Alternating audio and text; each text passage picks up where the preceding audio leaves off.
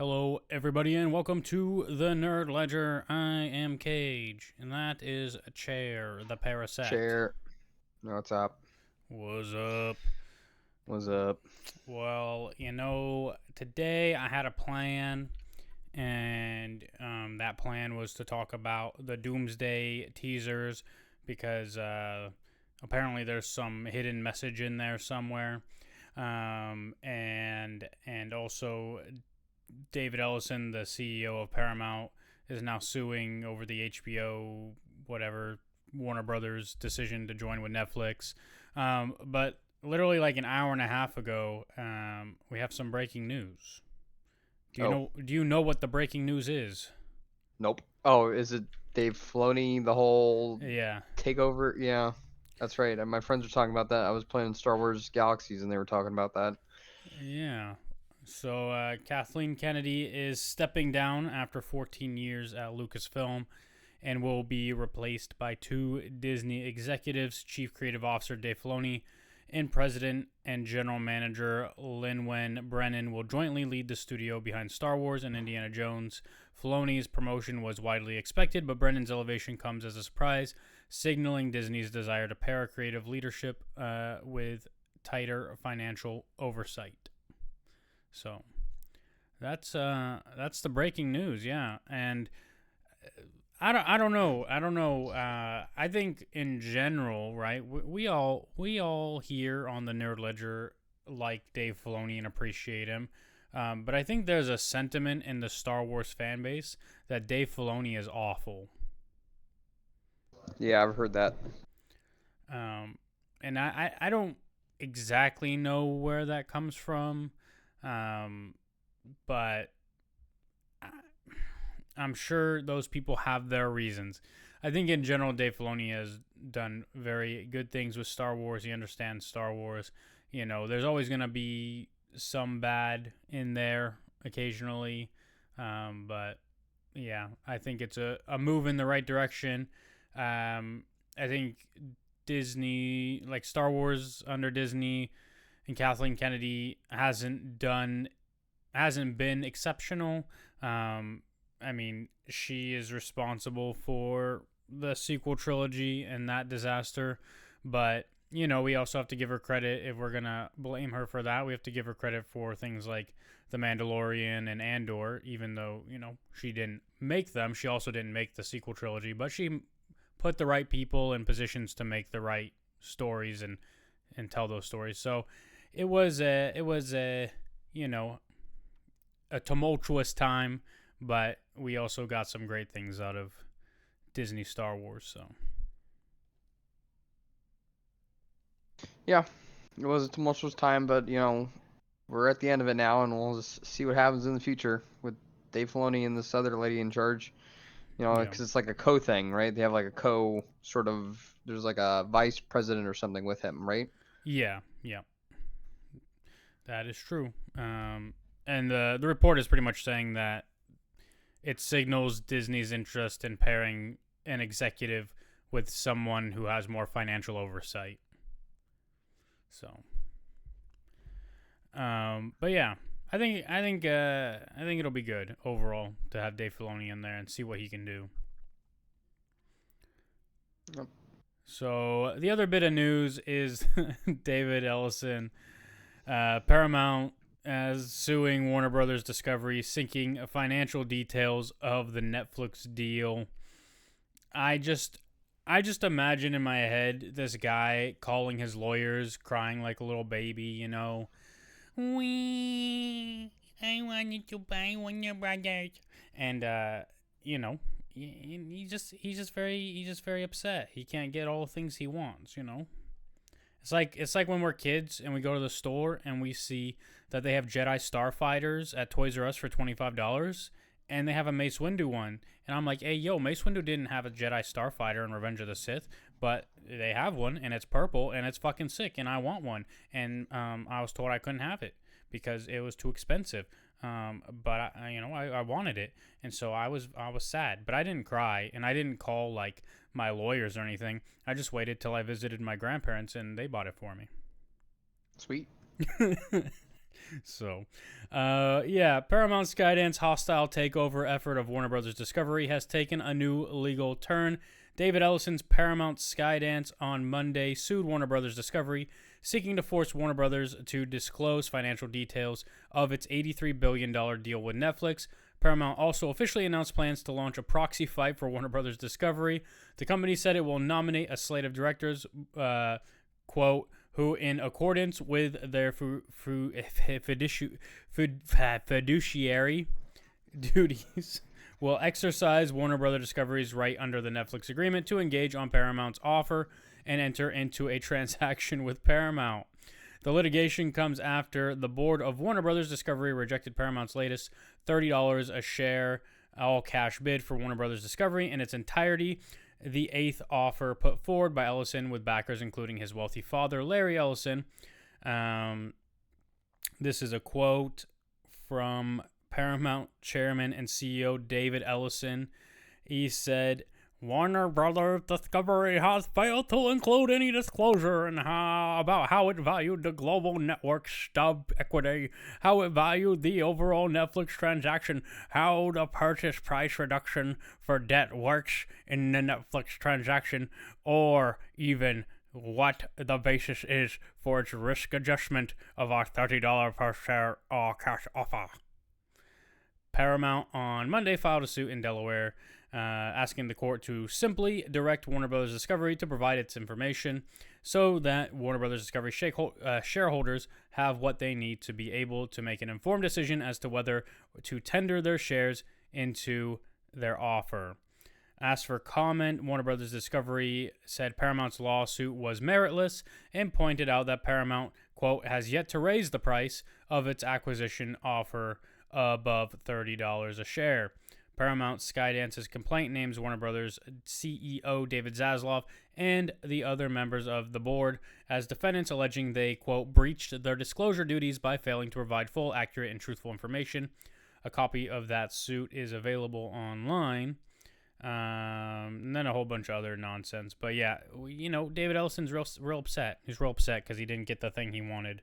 I don't know. I think it'll be interesting to see how it plays out, but it'll also be interesting to see what kind of impact this kind of thing has on future mergers and things of that nature, especially with like major broadcast organizations and how it affects the industry overall. It's kind of crazy though. Yeah, it's been one big fiasco. Yeah. One big fiasco. Anyway, did you watch all the Doomsday teasers? I did. So you watched the Captain America one, the Thor one, the X-Men one, and the Wakanda one. The Wakanda and Fantastic Four, yes. Okay, but you didn't watch the other ones. Yeah, no, I watched them all. Okay. So I was just correcting you. It was Wakanda and the Fantastic Four. Don't forget. Oh, okay, yeah. Well, I mean, it was the Thing, but you know. When I was talking to my wife because she had watched that one, she was talking to me about it, and she said, "Oh, it has Shuri in it," and I said, "Yeah, and Namor," and she said, "The King of Wakanda," and I said, "No, that's M'Baku," and then there's the Thing, and she said, "What Thing?" The Thing, you know, the Thing. Yep. Yeah. So yeah, the Russos essentially put out a tweet that says, you know, pay attention. These aren't just teasers. There are hidden messages in here, and everyone online seems to think the hidden message is like the random numbers just before the release date and the clock, because there's like random numbers and letters on the screen, and everybody thinks they're timestamps for films. So, like, the prevailing initial theory was that they're timestamps for Endgame, and that really doesn't hold up very well. I've seen some people that think they're timestamps for each Avengers film in order, which also doesn't really hold up that well, in my opinion. I don't know if they're actual timestamps, but people seem to think they are. Do you feel there are hidden messages in these trailers? I didn't watch them deep enough to know if there were or not. Nobody really did except for all the nerdy nerds out there. Hey, we're nerdy nerds, guys, but um, eh, listen, the first trailer with Captain America, I think if you're focusing on anything other than the fact that he has a child, then you're missing something, because that's the only real significant thing there. And it might not even be his child, right? It could just be a random child. Like, we know a little bit. Let's start with the premise of we know nothing, okay? Let's just start there, because we don't really know anything. But we see in the end of Fantastic Four, Doom talking to Franklin Richards. We see Captain America in a trailer with a child. We see Thor in his trailer with his daughter. There could be something going on with some children, right? I know there's a weird theory out there that Doctor Doom is really Gore the God Butcher, because Gore captured all those children in Thor: Love and Thunder, and if Doom's gonna go start a daycare or some shit, yeah, that's a little absurd. But then we have the X-Men trailer, right? Which is clearly Fox's X-Men. Magneto, Professor X, Cyclops in his comic accurate suit. So maybe it's not Fox, and then we see a giant, potentially Sentinel walking in the background. Some people think it could be Master Mold. I don't think it matters. It's an irrelevant thing overall, because what you're seeing there is the destruction of a universe. That's what you're seeing, right? Or you're seeing at least the destruction of the X-Mansion and something, right? Like, we know we're seeing the destruction of something. We can assume that it's the destruction of a universe. And then in the Wakanda trailer, you have kind of different forces coming together. We're going to assume in our universe, right? Our main universe, because it's Shuri and M'Baku and Namor. But the Thing is also there. And which version of the Thing is this? When did the Fantastic Four come over? Is this the Thunderbolts thing where they show up at the end? Nothing happened in the Fantastic Four at the end where they showed up in our universe. So, there's got to be a lot of assumptions made in all of that.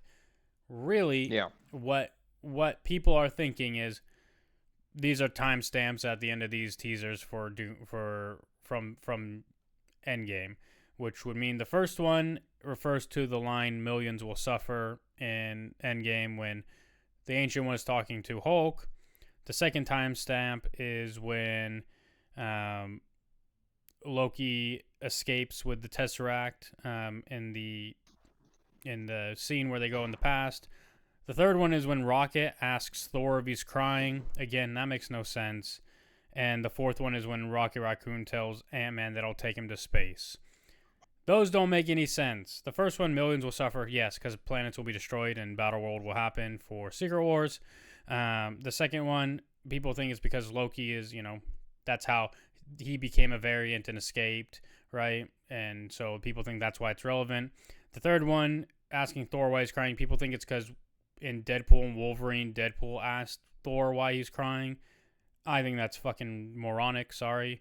It's incredibly irrelevant. And the last one, when he tells Ant-Man he'll take him to space, they think it's relevant because they're gonna go to space. Who fucking cares? I think this is a wrong theory. I don't know what the real fucking messages are, and to be honest, I really don't care. I think you and I are pretty similar in this, right? Like, we'll see the movie when it comes out. I don't need to try to figure out the entire fucking plot of the movie before it's out. Yeah, the movie, I think the trailers are just hype generation for all the people that are coming. It's like the Avengers again. It's gonna be like that. And it's a marketing effort. It's to get people interested in the movie, right? Like, Marvel has felt like they've lost a lot of their viewers because of some poor products that they put out, and so they're doing everything they can to get people hyped for this movie. And the movie doesn't even come out for another 11 months, so they're starting early to get people interested. You send you on a scavenger hunt to get you talking about it 11 months before the thing even comes out. We got Spider-Man Brand New Day coming out in July, and no teasers or trailers for that. Everything is building just for Doomsday because they know they're gonna make billions of dollars with this movie. Yeah. So they're starting now, and it's not a easy, like, for us. It's not an easy thing to talk about because I really don't care. Like I will watch the first full trailer when it finally comes out, but every marketing material after that I will ignore because I want to still have something to look forward to in the movie. I don't like to go in with preconceived notions about anything because expectations lead to disappointment. So anybody out there thinking they know exactly what's going to happen in this movie, when it doesn't happen, you can't sit there and say, well, the movie squandered all this shit. No, it didn't. You expected something that it never promised. So that's my 2 cents.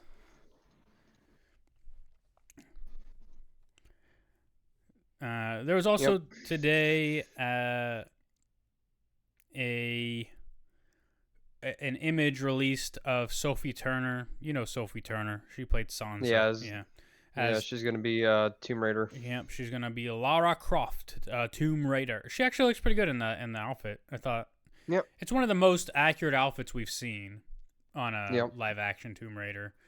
I mean, Angelina Jolie's was kind of accurate, but it was way too surfer suit-ish, I guess. Way too much of a swimsuit, I think. Not as much of a exploration top that she was wearing. You know, but it is what it is. And then the last Tomb Raider movie adaptation with Alicia Vikander just wasn't very good. So hopefully she doesn't just look good in the suit. Hopefully she's actually good. That would be spectacular. So there was another thing. I mean, George R. R. Martin's out talking about a book he's never going to finish. Yep. He pretty much said it's not going to end at all how the Game of Thrones show ended. Some people he thought about killing that he might not kill anymore. Other people that survived in the show he's going to murk, things like that. That's all he really said. There's other people joining the cast of this Tomb Raider show as well, including Sigourney Weaver, Jason Isaacs, a whole bunch of other randoms. No confirmation of who they're playing, but there's plenty of people being announced for that cast. It's good to have that image though of Sophie Turner. I think she looks like Tomb Raider, just with kind of reddish hair. Yep. So, what else? No other real news. Empire Magazine did this big spread on The Lord of the Rings for the 25th anniversary, which isn't even really here yet because the movie came out in December 2001. 25 years, we'd have to wait till December, but we're celebrating 11 months early. Okay, they did a big spread on it. They interviewed all the cast members, did some photo shoots, all that stuff. So there's pretty cool things there. If you're interested, you can go check out Empire Magazine online and find some of those pictures and interviews, and there's some video interviews as well. But if you love Lord of the Rings, it's interesting stuff. Also, apparently people expected that there was this massive extended cut of the Lord of the Rings that's called the Mithril cut, the extended edition.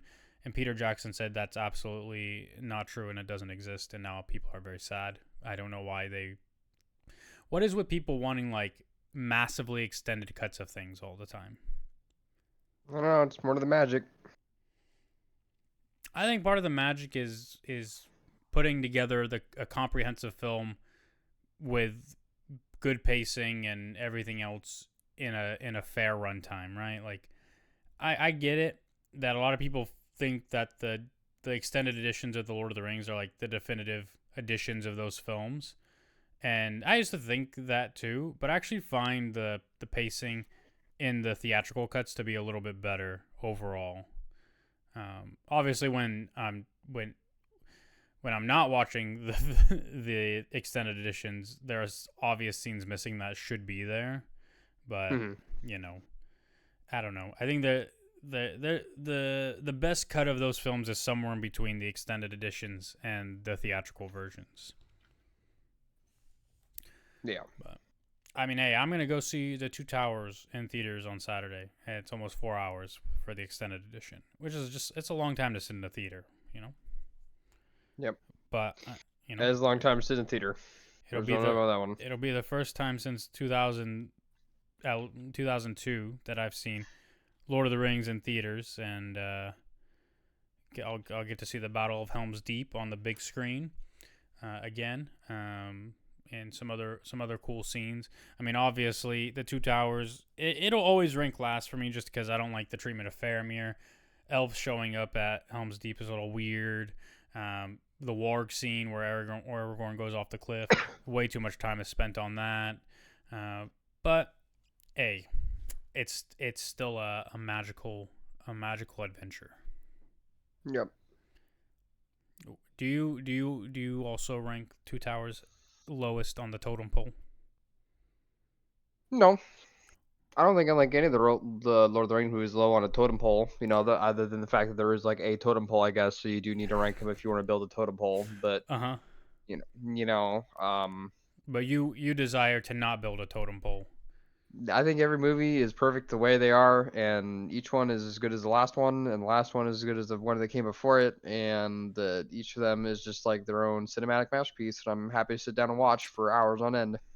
Gotcha. So you're of the philosophy of like, like with people, like don't think about what other people have that you don't. Think about what you have. Think about your own intrinsic value, because comparing you to someone else is pointless and stupid and worthless and doesn't achieve anything. Exactly. Fair enough.